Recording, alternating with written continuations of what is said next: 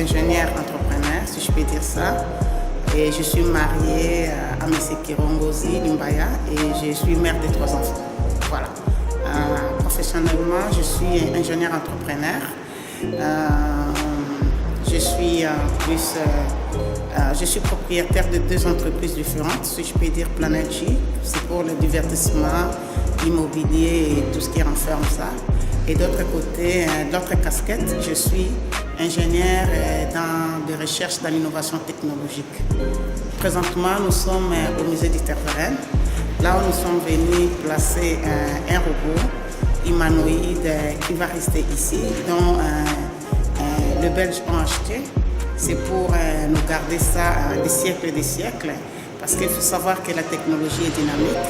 Quand nous allons peut-être plus tard, où nos enfants vont changer la technologie de robots roulage intelligent, mais néanmoins, ils vont toujours se remettre à l'initial d'où nous venons, comment nos parents avaient fabriqué d'abord leur premier robot. Il faut savoir que c'est le premier robot de l'Afrique subsaharienne fabriqué au Congo, dans la ville-province de Kinshasa. Ce n'est qu'une goutte d'eau que nous, les Congolais, peut-être à notre niveau, à Oumes Technologies, que nous avons posé comme geste.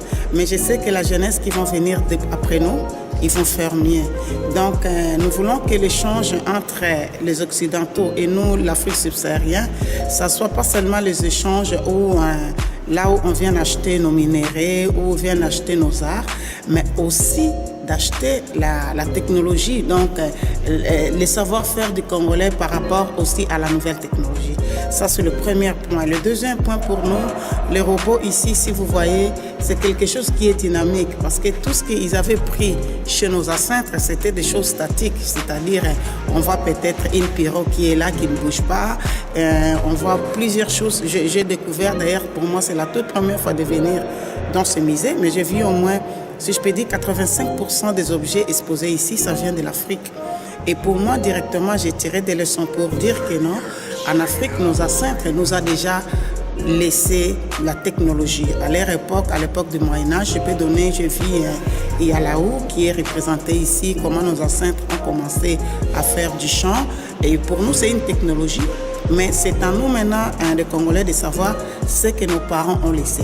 Qu'est-ce que nous avons transformé? Qu'est-ce que nous avons appuyé sur ça comme une base pour remonter la technologie? Je peux donner un exemple. On peut éradiquer la houe. Aujourd'hui, vous voyez un peu la pénibilité où nos parents, nos grands-parents sont en train de faire le champ avec la houe. D'abord, c'est faible par rapport à la rentabilité parce que ce n'est pas à une bonne vitesse. On ne peut pas toujours remédier aux tracteurs peut-être que les Européens fabriquent. Mais j'ai donné seulement un exemple, pas pour parler toujours du robot. J'ai donné un exemple de la houe.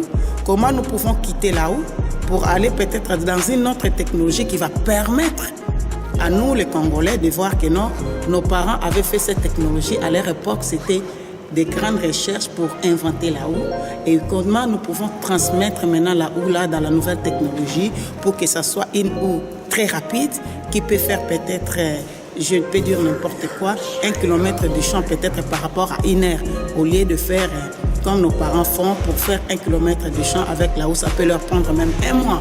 Donc voilà l'exemple. Tout à l'heure, je viens de voir une pirogue en bas qui peut mesurer peut-être 30 mètres, mais je me demande comment nos ancêtres sont arrivés sans les équipements appropriés à fabriquer cette pirogue. Mais nous, maintenant, des jeunes d'aujourd'hui, nous allons voir si nos parents avaient fabriqué la pirogue. Nous n'allons pas continuer avec les kayaks, comme on dit à Lingala, Kolukankai. Comment nous pouvons donner la vitesse, motoriser maintenant la pirogue en question pour que ça parte avec une vitesse, qu'on enlève la pénibilité, que les gens roulent dans nos villages avec une bonne vitesse et c'est ça qui va créer la richesse. Donc pour nous, ce que nous voyons ici au musée, ça ne va pas seulement rester que les gens viennent voir, mais au moins de nous donner des leçons. Parce que moi j'ai tiré des leçons de dire qu'est-ce que nous pouvons faire, nous étant que Congolais, pour que ce qui se trouve ici, ça nous tire des leçons de dire que nos ancêtres avaient déjà commencé la nouvelle technologie à leur époque. Mais nous, qu'est-ce que nous avons apporté de plus? Et qu'est-ce que nous allons laisser pour que les enfants qui vont venir après nous, de savoir comment ils peuvent encore ajouter un plus parce qu'il faut savoir que la technologie est très dynamique. Il faut voir si vous suivez de l'histoire en Europe, comment ils ont commencé avec l'automobile, où est-ce qu'ils en sont aujourd'hui.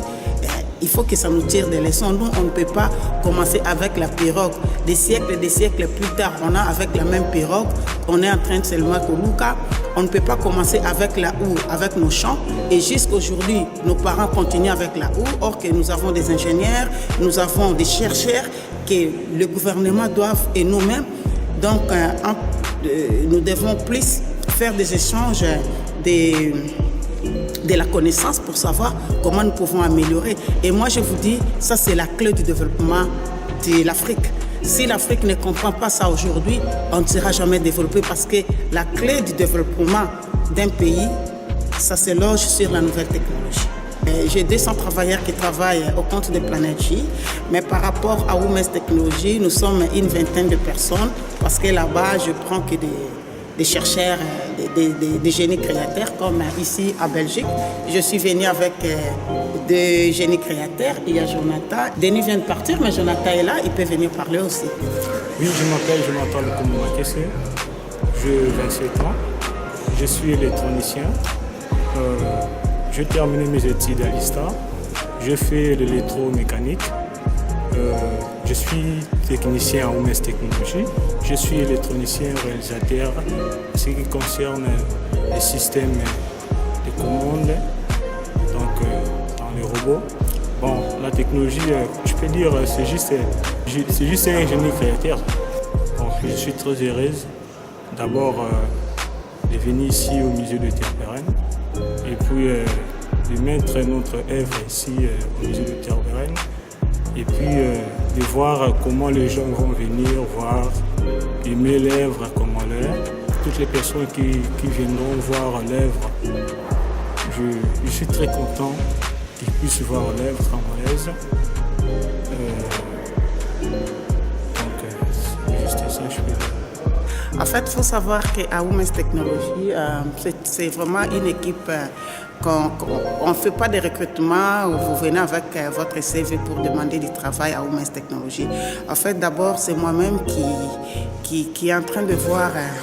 Je vois d'abord des capacités de génie créateur. Étant donné technicien de formation, je sais qui je peux appeler un génie créateur. Donc, nous prenons seulement des jeunes au Congo. Et si vous remarquez, ce sont des jeunes qui viennent du Congo, qui savent faire quelque chose inné. Donc, déjà, après, ils sont allés à l'université, mais avant d'abord, ils sont nés déjà intelligents, ils sont nés génies. Pour vous dire qu'au Congo, nous avons aussi des génies créateurs. Si notre gouvernement fait un peu attention à ces jeunes-là, on peut faire des grandes choses. Donc, on a des Bill Gates, on a des gens aussi intelligents qui peuvent transformer. Ils sont nés intelligents. Et ils ont déjà quelque chose inné avec eux. Et moi, je découvre ce genre de jeunes et je le booste peut-être, comme Jonathan vient de dire tout à l'heure, c'est lui qui est en train de faire le système de commande d'un robot. On lui dit, écoute, il faut faire ça, ça, ça, on l'oriente. Et du coup, on aura les résultats parce qu'il est déjà né intelligent.